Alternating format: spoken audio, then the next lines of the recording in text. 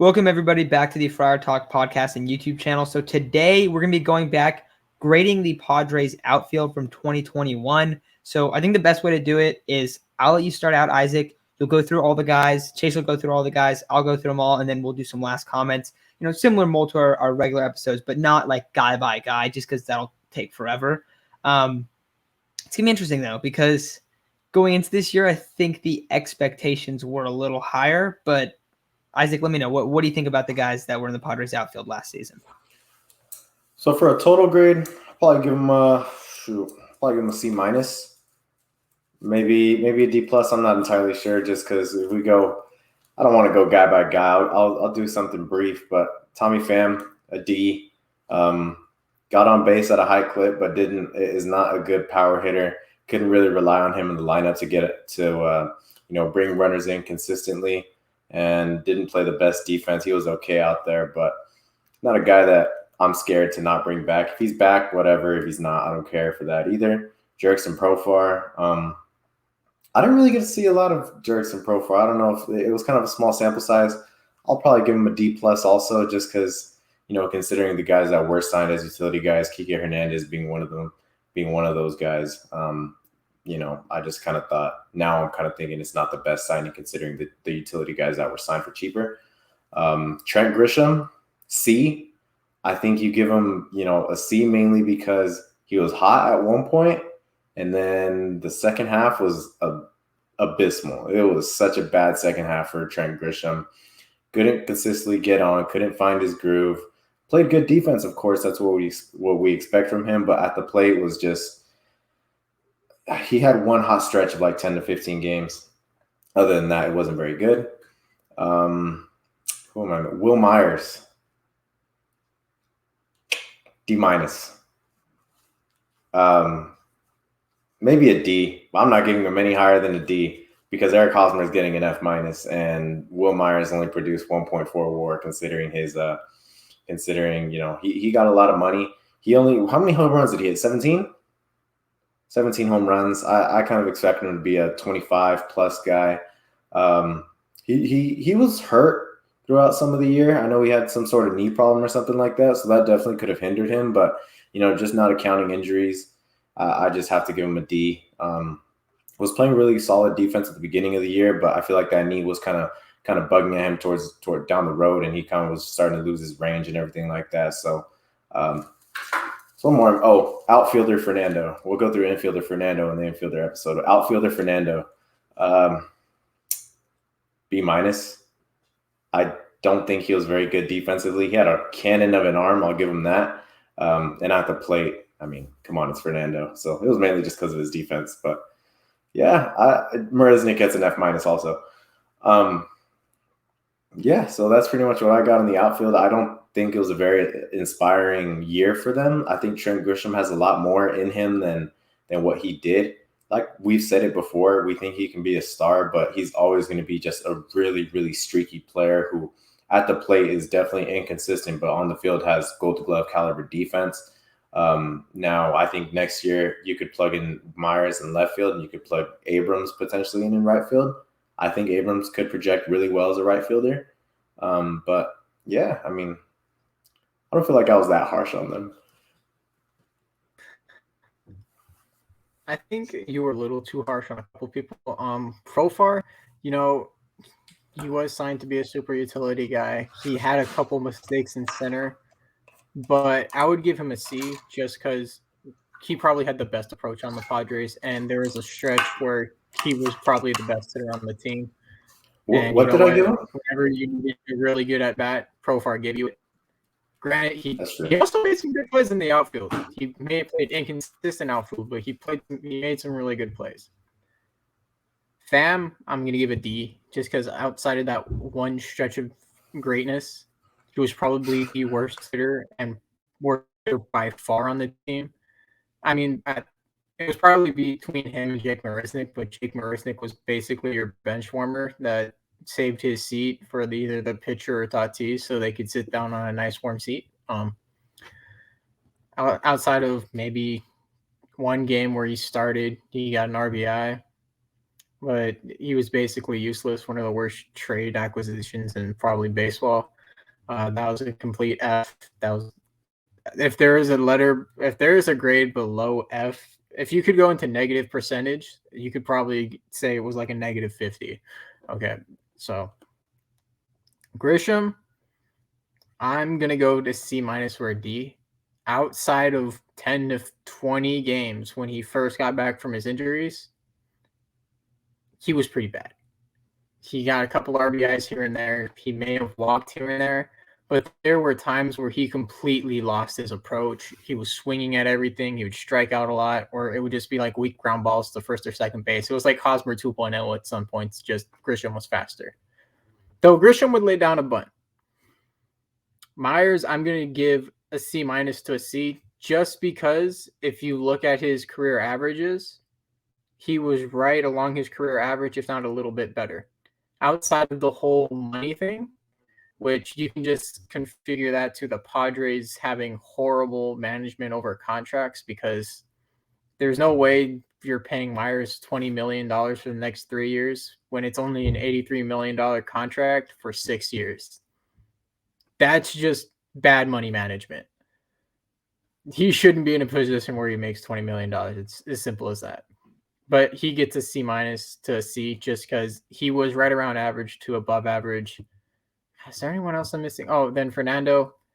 I'll give him a B- just because there were a couple plays where he looked like he was very uncomfortable in the outfield. He misplayed a couple fly balls, but he makes up with it for the bat. But he just played some fly balls really badly. So overall, probably like a C- or a D. There wasn't a lot to take home and brag about. Yeah, the one thing I'll say real quick before we get into it about Fernando is like, I don't think the expectations were super high for him, like going in there and playing well defensively. Like you have to kind of like not give him maybe the best grade, but don't really think we can put a lot of that on him. And I feel like we all feel the same way. Like he had to pick up a position in the middle of the year. Like that's incredibly difficult to do. So for him, I'd probably give him B. I'd probably give him B plus, just because like it's tough. Like it's tough, and he's so great hitting. I don't know what his true numbers were when he was in the outfield. Like I don't know the differences, but overall, the course of the season, Fernando did pretty good. So the starters: Tommy Pham, Trent Grisham, Will Myers. Tommy Pham getting a D minus. Tommy Pham was terrible. Like he completely fell off. He over the course of the year, he had a 383 slugging. He had 15 home runs, and he had a 724 OPS. Not to mention, he played horrific defense in left field, and he did steal some bags. I'll give him credit for that. He did steal some bags, but like, he's not elevating this team at all. He's probably, when you put offense and defense together, outside of Eric Hosmer, he's the second worst player out of the starters. So he's getting a D minus, probably maybe an F. Trent Grisham, I'll give Trent Grisham a C. The hitting numbers obviously were not great, and I think last year we were really excited about him. He started out pretty good this season, got into a horrendous slump and kind of fell off. 740 OPS, not great. Only 15 home runs. He should have many more than that. He should be like a 25 guy, even if he's not feeling it that well. The one thing about Trent Grisham, though, and this is why he gets a C, or what was it, C plus? C? I forgot. C plus? C. C, yeah. Sorry, guys. The one thing I'll give him is that he is a very good defensive center fielder. He's playing one of the most important positions defensively, and he does it really, really well. So you always got to give him his credit there. Then finally, Will Myers. If you take away the money, Will Myers probably deserves somewhere in the B range. The problem is you can't do that. So I'll give him a C plus. But it's hard because if you guys really go and look at the numbers, he is the fourth best hitter on this team. He's not hitting bad. His numbers are not bad. 113 OPS plus, 768 OPS, 17 home runs. That was down. Like we said, though, all the power numbers were down. 334 on base percentage. The one thing where you can really, really knock him hitting wise is he strikes out so much. And that's the thing that's always going to kill you. Like, that's why he shouldn't be a guy making $20 million. You can't strike out at the rate that he does and only hit 17 home runs. And that's the issue with it. So I'll give him I think a C+ is fair. I think C+ is fair. So I'll give him and Trent both C+. Pham gets D- or an F. Jurickson's tough. Like his numbers were bad. They were really bad, but he's not really in a spot where he's going to have that great of a chance. He had 412 plate appearances though. That's a lot more than I would have expected from him. OPS plus of only 83. That's horrible. So probably got to give him a D. He wasn't very good in the outfield. I still like Jurickson a lot. Like, he's one of my favorite players to be on the team. The problem is he shouldn't be a depth outfielder. He should be a depth infielder. Like, that's what he is. He should be a guy that hits around the bottom of the order. And I don't know. He was a lot better when he was playing consistently. I don't know if he's going to ever be that great in a role where he doesn't get to play consistently. Because I felt like in 2020, he played a lot better when he actually had starts and was able to start a lot more. Even this past season, when he started getting consistent reps, he looked a lot better.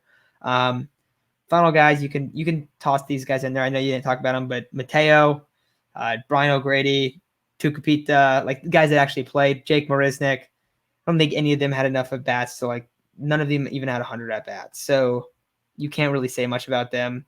None of them wowed anyone. The Jake Marisnick trade was absolutely terrible. We've talked about that in the past. We talked about it right after it happened, actually. That one made no sense.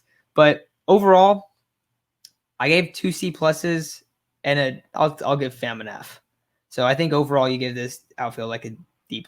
It wasn't good. It was not a good outfield. Even though Myers is the only guy that legitimately played at his level.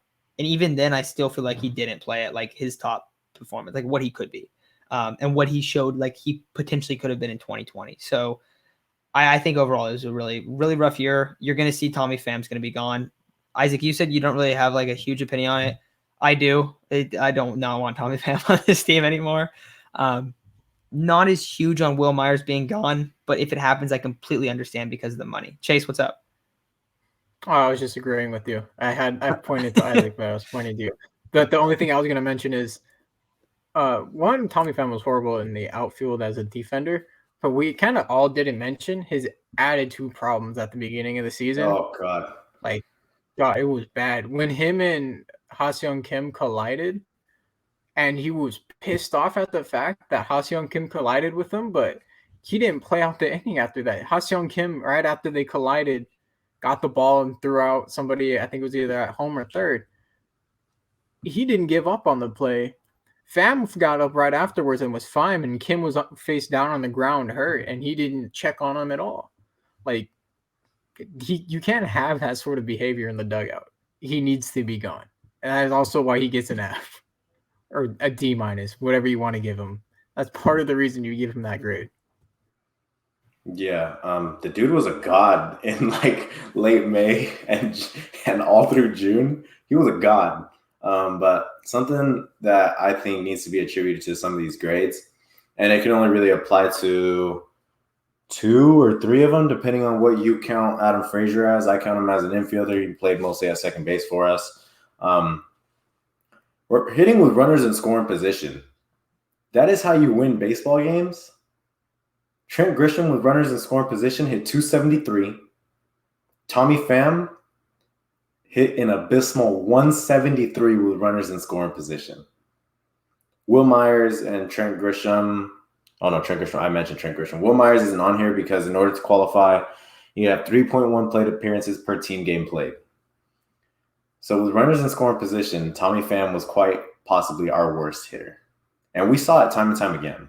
Dude, I'm pretty sure he was the worst player in the entire league. Yeah, with runners in scoring position, I'm pretty sure, yeah. And because he was well into the year. Oh, yeah. And that cost us a lot of games, man. Hitting into those double plays, those ground balls. It seemed like he would always hit a ground ball with runners in scoring position. So,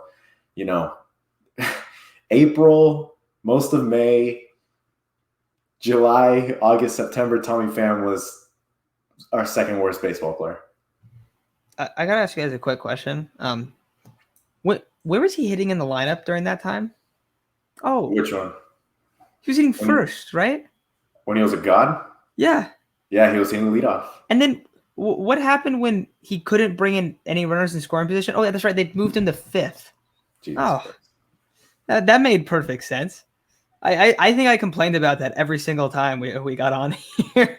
Because we would say he's legitimately only a leadoff hitter. That's all he is. We said it time and time and time again. And he was great at it. And he was so good at it. Because we mentioned his on-base percentage was actually not that bad. But he wasn't being put in a position, because he was getting consistently on base for Fernando and Jake and Manny. And then you took him out of the spot because you got Adam Frazier. You unnecessarily got Adam Frazier. Yeah, so I think it's going to do it for these grades. Not super positive on the outfield, and I think this year, for us at least, there should be a big emphasis on improving it. You could keep Grisham and Myers. Yes, I definitely think that's fair to do. I don't really know how Myers is going to turn out. I don't think it's really going to depend on Myers in terms of performance. It's all about the money. That's what it is. Not that he's come out there and completely wowed us, but he hasn't been awful or anything. But you have to have at least one massive upgrade in the corner outfield spot. And so I think that I'm hoping we see that because they need to do that. They really need to do that. They need a corner outfielder upgraded a lot, and they need a first base. They need a lot more production out of first base. Also catcher, but we kind of, I think, know who that guy's going to be. At least we all feel like it should be Campusano and Nola back there. So hopefully that's the case, but that's going to do it for today's episode. So thank you all. Let us know what your outfield grades are as well. And we'll come back tomorrow and we'll do the infield ones unless there's some news and we do that instead. But we'll do those and then we'll get back onto our off-season plan after that. So thank you all for listening and we'll talk very soon.